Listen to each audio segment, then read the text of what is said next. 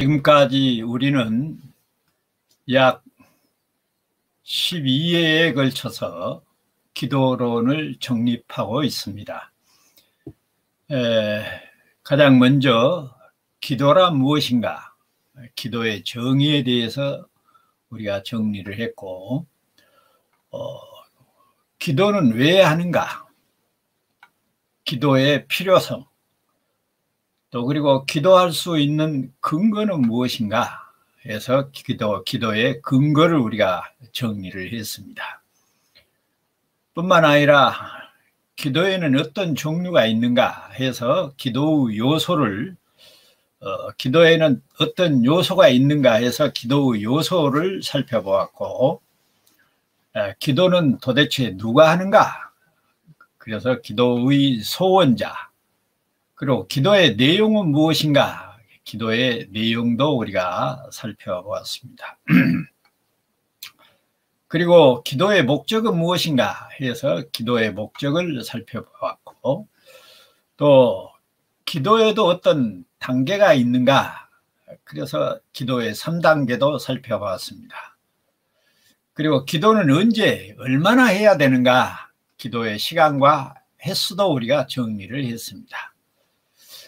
그리고 기도는 어디서 어떻게 해야 하는가, 기도의 장소와 종류를 또 정리를 했습니다. 그리고 지난주에는 우리가 부활절을 지냈기 때문에 오늘은 이제 기도의 응답에 대한 약속을 정리하도록 그렇게 하겠습니다. 먼저 기도의 응답에 대한 약속을 첫 번째로 우리가 살펴볼 내용은 속죄와 구원에 대한 약속을 하셨다는 겁니다. 역대하 7장 14절 말씀을 보면 이런 말씀이 있습니다. 내 이름으로 일컫는 내 백성이 그들의 약한 길에서 떠나 스스로 낮추고 기도하여 내 얼굴을 찾으면 내가 하늘에서 듣고 그들의 죄를 사하고 그들의 땅을 고칠지라, 이런 말씀이 있습니다.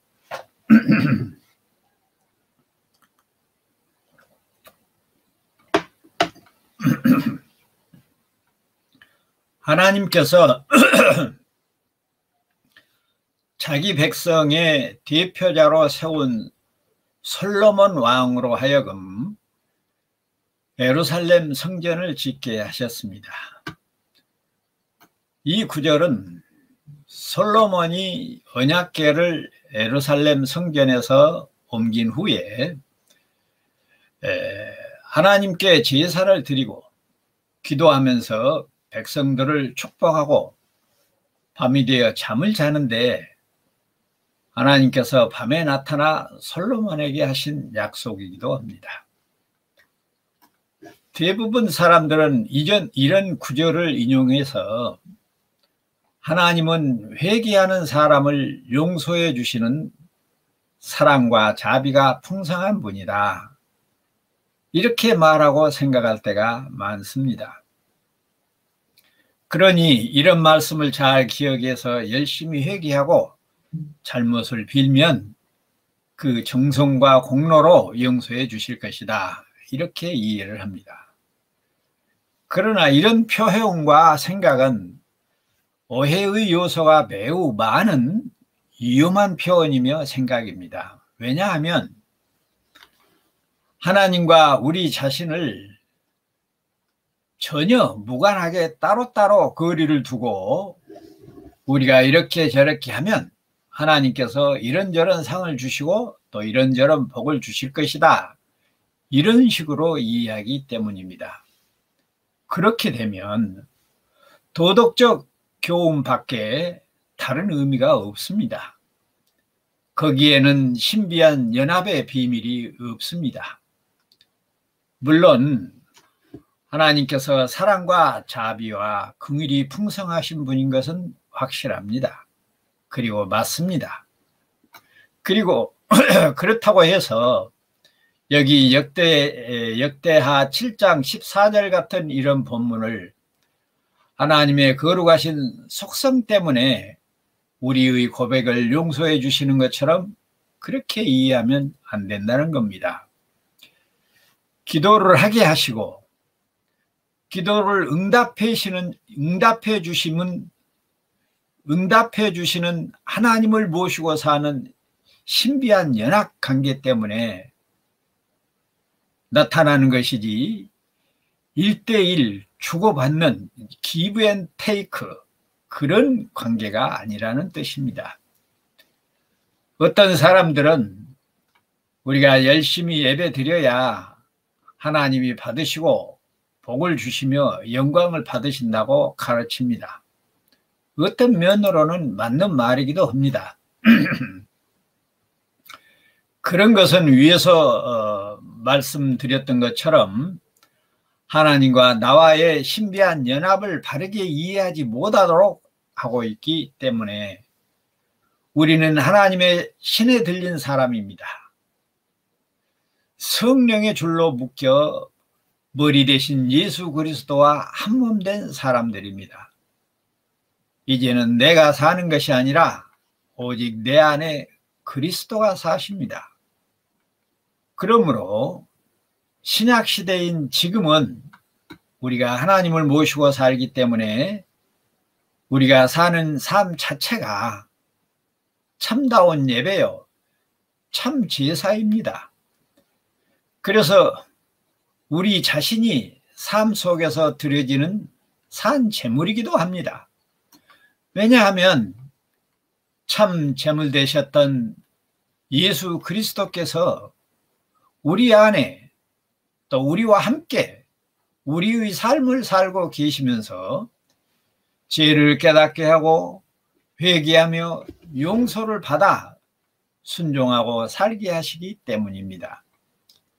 그러니 우리가 생활 속에서 살면서 잘못을 깨닫고 기도하고 회개하며 용서를 빌고 또 용서를 받고 감사하고 찬송하며 하나님의 뜻을 따라 사는 것이 진정한 예배입니다. 예배당에 엎드려 하는 것만 예배가 아니라는 말입니다. 그것은 오히려 삶의 예배를 위한 강화요, 연습이요, 준비입니다. 그렇다고 의식적으로 예배당에서 드려지는 예배가 쓸데없다 그런 말이 아니죠.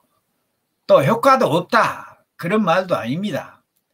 제가 삶의 예배를 강조하고 있는 이유는 예배당 안에서는 거룩거룩 예배를 잘 드리던 사람들이 예배당 밖에 나와서는 세상 사람들과 사는 것이 전혀 다르지를 않아요. 왜 우리의 삶의 예배가 강조되어야 하는가? 왜 우리의 삶이 예배라고 하는 사실을 강조해야 하는가? 우리의 예배를 받으시는 분이 우리와 한 몸을 이루어 우리의 삶을 우리와 함께 사시며 임마누엘 하시기 때문에 그렇습니다. 그러니 우리가 예배당에서든 삶 속에서든 예배를 드릴 수 있는 것은 본질적으로 예수 그리스도 우리 하나님에 의해 하나님의 도움으로 예배하게 되는 것입니다. 그 사실을 성경은 다음과 같이 증거를 합니다. 로마서 6장 26절에 보면 이와 같이 성령도 우리의 연약함을 도우시나니 우리는 마땅히 기도할 바를 알지 못하나 오직 성령이 말할 수 없는 탄식으로 우리를 위하여 친히 간구하시느니라. 회개는 죄인들이 스스로 할 수 있는 일이 아닙니다. 하나님의 은혜가 임하지 않으면, 다시 말해 그리스도의 영 성령을 모시고 살지 않으면 회개할 수 없습니다. 여기 역대하 7장 14절에서도 회개는 누가 하고 있습니까? 아무나 그냥 하는 것이 아닙니다. 주의 이름을 일컫는 자이어야 합니다. 하나님의 백성이어야 합니다. 하나님의 얼굴을 찾는 자이어야 합니다. 그들이 누구입니까? 하나님의 은혜를 받은 자들입니다. 하나님의 은혜를 받은 자는 예수를 그리스도로 믿고 그분의 영 성령을 모시고 사는 사람들이라 하는 이야기입니다. 어떤 사람들은 예수를 안 믿는 사람들도 자기의 잘못을 뉘우치고 용서를 비는 사람이 많이 있는데, 그런 모습은 어떻게 설명할 것이요? 이렇게 물을 수도 있습니다. 세상 사람들에게도 도덕적인 선을 행할 수 있도록 하나님께서 일반 은혜를 내려서 간섭을 하십니다. 그러나 보존 법칙인 일반 은총은 하나님께서 베푸신 불신자들의 인본주의적 회개는 구속의 법칙인 특별 은총으로 예수 그리스도의 영 성령으로 베풀어진 그리스도인들의 회개와 겉모양은 비스꾸름할 수 있어요. 그래도 본질적 내용은 다르다는 것입니다.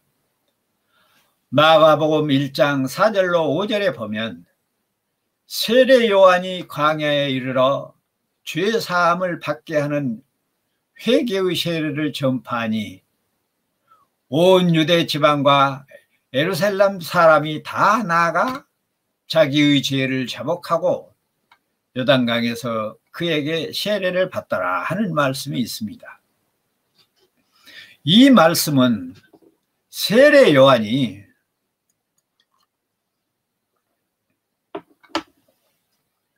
예수 그리스도를 소개하기 위해서 세례를 베푸는 모습을 소개하고 있는 내용입니다. 죄를 자복하는 회개는 죄 사함을 입어 깨끗하게 된다는 사실을 소개하고 있습니다. 세례 요한은 물로 세례를 주면서 성령으로 세례를 베푸실 예수 그리스도께서 자기 뒤에 오고 계신다고 소개했습니다. 결국 구약시대에 드려졌던 물세례는 신약시대에 이루어질 성령세례를 예표하고 예언한 준비였던 것입니다. 그래서 지금은 의식적으로 예배당에서 삼위의 이름으로 세례를 받는 것은 죄인임을 시인하고 신앙을 고백함으로써 성령 세례를 받은 증거요 표징으로 물세례를 베풀고 있는 것입니다. 성령 세례를 어떻게 받습니까? 예수를 그리스도로 믿음이 성령 세례를 받은 것입니다. 왜냐하면 성령이 아니고는 예수를 그리스도로 시인하고 믿음으로 받아들일 수 없기 때문에 그렇습니다. 나와 여러분이 예수를 그리스도로 믿고 하나님을 아빠 아버지라고 부르게 됨이 곧 성령 세례를 받은 증거이기도 한 것입니다. 그래서 여기까지 해서 하나님의 약속은 다른 것이 아니고 첫 번째로 이 속죄와 구원에 대한 약속을 철저하게 우리가 정리할 수 있는 것입니다. 두 번째로 하나님이 약속하신 것은 모든 필요를 채워주시겠다는 것입니다. 모든 필요에 대한 약속이지요. 마태복음 6장 7절로 8절에 보면 또 기도할 때에 이방인과 같이 중언부언하지 말라. 그들은 말을 많이 하여야 들으실 줄 생각하느니라. 그러므로 그들을 본받지 말라. 구하기 전에 너희에게 있어야 할 것이 하나님 너희 아버지께서 아시느니라. 이렇게 말씀하고 있습니다. 이와 같이 말씀하심으로 세상 사람들이 허탄하게 구하는 것을 본받지 말고 우리에게 무엇이 있어야 할 줄을 알고 때를 따라 공급하시는 하나님을 믿으라고 말씀하고 있습니다. 또 마태복음 6장 24절로 34절에 보면 좀 이런 말씀을 하고 계십니다. 한 사람이 두 주인을 섬기지 못할 것이니 혹 이를 미워하고 저를 사랑하거나 혹 이를 중히 여기고 저를 경히 여김이라. 너희가 하나님과 재물을 겸하여 섬기지 못하느니라. 그러므로 내가 너희에게 이르노니 목숨을 위하여 무엇을 먹을까, 무엇을 마실까, 몸을 위하여 무엇을 입을까 염려하지 말라. 목숨이 음식보다 중하지 아니하며 몸이 의복보다 중하지 아니하냐. 공중의 새를 보라. 심지도 않고 거두지도 않고 창고에 모아 들이지도 아니하되 너희 하늘 아버지께서 기르시나니 너희는 이것들보다 귀하지 아니하냐. 또 너희가 어찌 의복을 위하여 염려하느냐. 들의 백합화가 어떻게 자라는가 생각하여 보라. 수고도 아니하고 길쌈도 아니하느니라.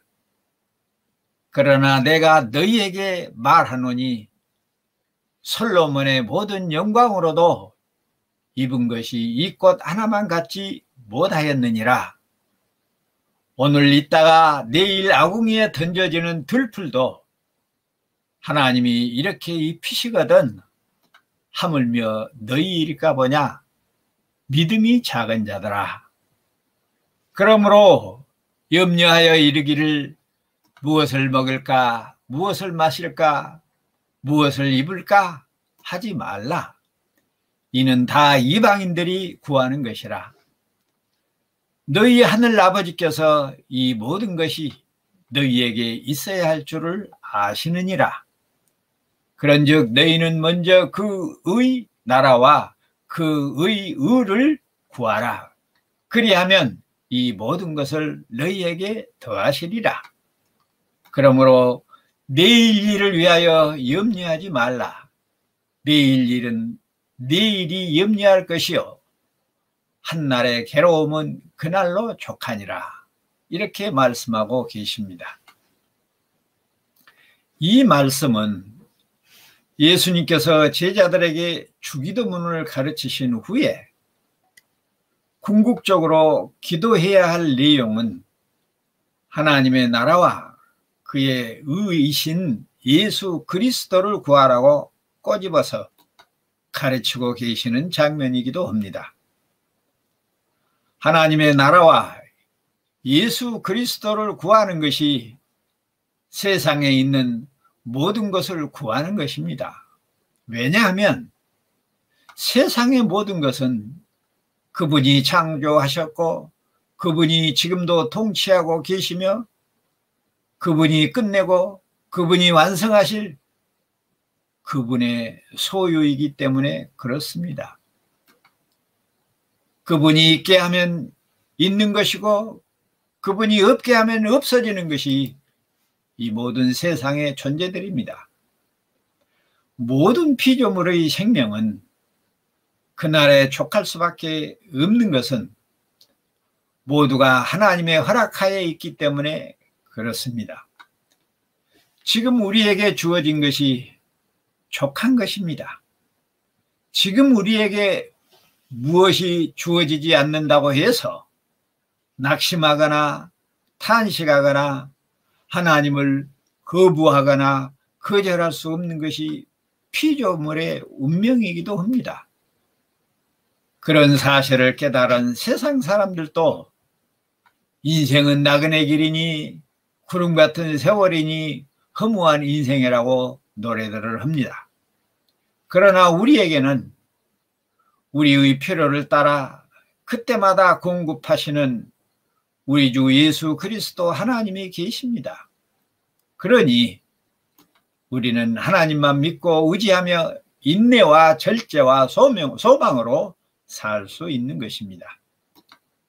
이제는 기도의 응답으로 자기 백성의 죄를 사하시고 자기 백성들의 구원을 이루시며 자기 백성들의 모든 필요를 채워주시겠다는 이 약속이 나와 여러분 안에 이루어졌습니다. 사랑하는 광주 요나교회 성도 여러분, 나와 여러분의 소망이 무엇입니까? 나와 여러분의 걱정이 무엇입니까? 우리의 소망은 우리 안에 임마누엘이 항상 이루어지는 것이 아닙니까? 우리의 걱정과 염려는 무엇을 먹을까, 무엇을 마실까, 무엇을 입을까 하는 데 있지 않습니다. 어떻게 하면 내 안에 그리고 우리 안에 하나님의 나라가 이루어질 수 있게 하는 것인가? 그 은혜가 나와 여러분뿐만 아니라 사랑하는 부모, 형제와 남편과 아내와 자녀들과 자손 대대로 임하기를 성부와 성자와 성령의 이름으로 축원합니다. 아멘.